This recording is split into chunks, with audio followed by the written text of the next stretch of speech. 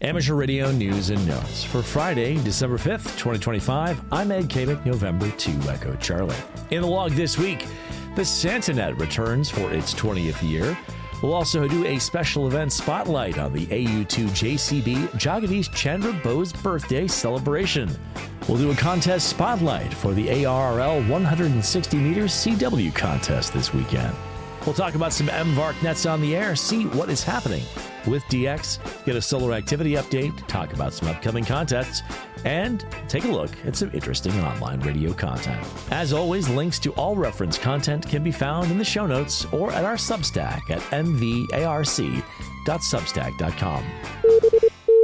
The SantaNet returns for its 20th year on 3916 kilohertz, giving girls and boys the ability to talk to Santa at 8 p.m. Eastern Time on 0100 UTC on December 5th, 6th, 11th, 12th, 13th, 18th, 19th, 20th, 21st, 22nd, and the 23rd.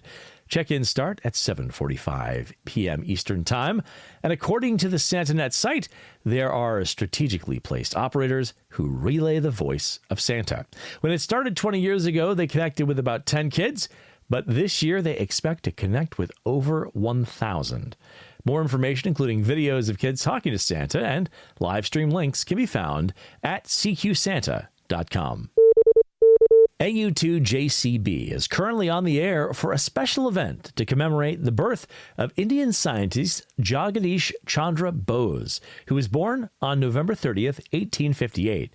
Bose was a pioneer of microwave radio, providing some of the first understanding of the nature of those higher frequencies. He was the first to use a semiconductor junction for radio wave detection, and he made many components that are still used in microwave work today. His research was decades ahead of its time.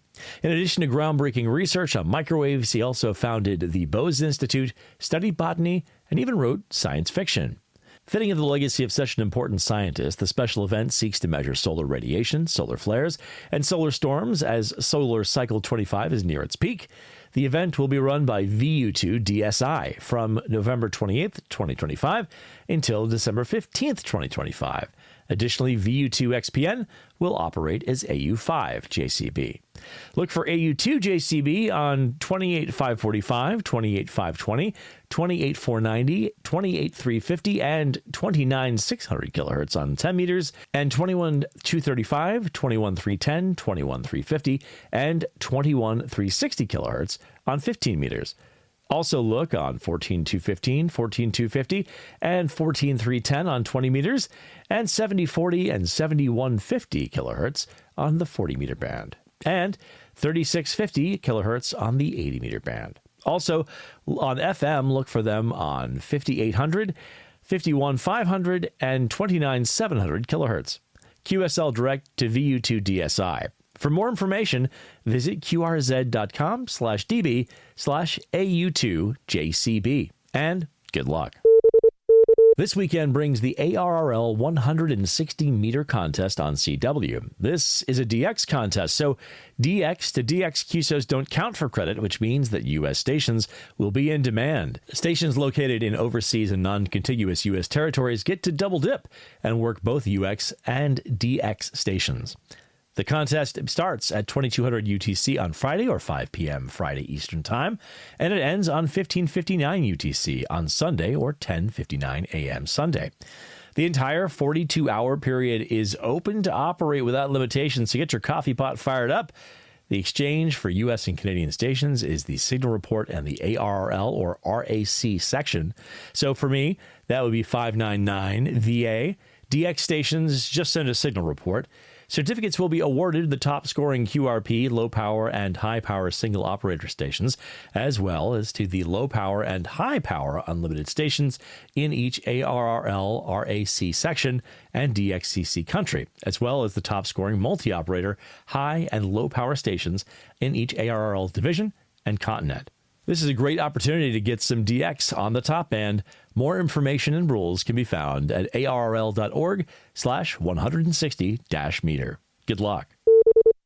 And now let's take a look at some MVARC Nets on the air. The 2-meter FM net is Tuesdays. That's 7 p.m. on the repeater, immediately followed by the 2-meter digital net on Yaesu System Fusion C4 FM. On Saturday and Sunday, we've got the MVARC Slow Speed CW Roundtable at 7:30 a.m. on 3.565 megahertz CW, and that is followed at 8:30 a.m. on Saturday and Sunday by the MVARC Cherry Tree Net, where we always have a great conversation, and you're always welcome to join us.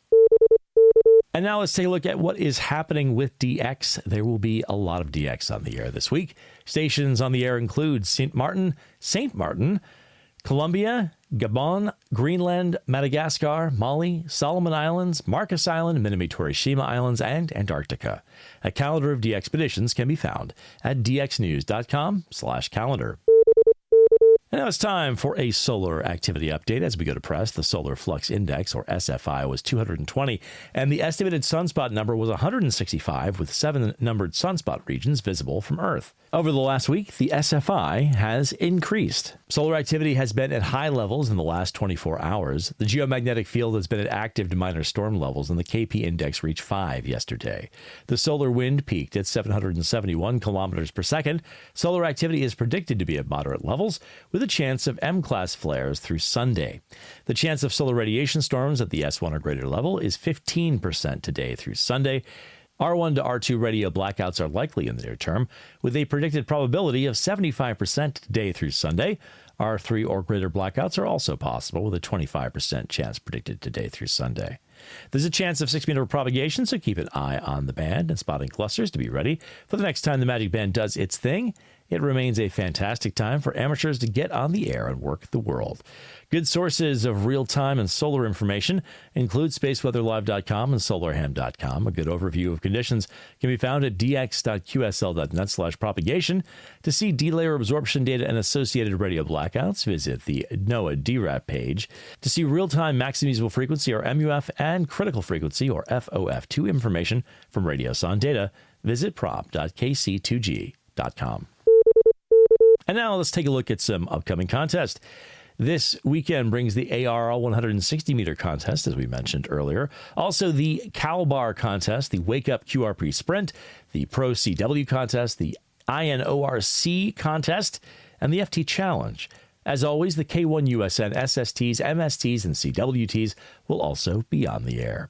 The full contest calendar with events and exchanges can be found at contestcalendar.com. And finally, let's wrap things up with some interesting online radio content. PIA, DL2PIA, activates POTA from a snowy black forest. Dr. Tamathiscove, WX6 SWW, goes over last week's space weather. Sean, W9FFF, shows off his DX Commando prototype multiband vertical. Tim, K5OHY, continues his deep dive into the end-fed half-wave antenna and looks at DX performance. Matt M0DQW takes a look at the new Quansheng UV K1. The IMSci guy takes a look at a push-on SMA connector. Walt K4OGO turns a JPC7 into a Delta Loop antenna. Steve KM9G takes a look at a new Gavel RF power meter. Kevin KB9RLW shows how to make a call sign desk sign using 3D printing. Matt M0DQW takes a look at a new Choyang WT2 Internet radio and UHF POC radio.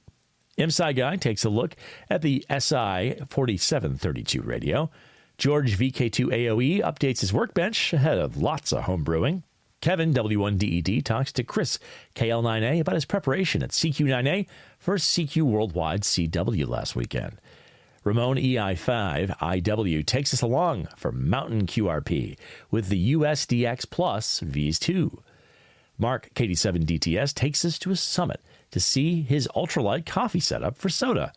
Cyprian Yankee Oscar 6 Delta X-Ray Echo starts his build of a Matchbox transceiver.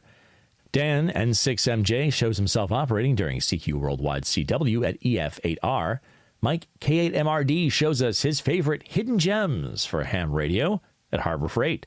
IMSci Guy takes a look at a new Finercy power supply.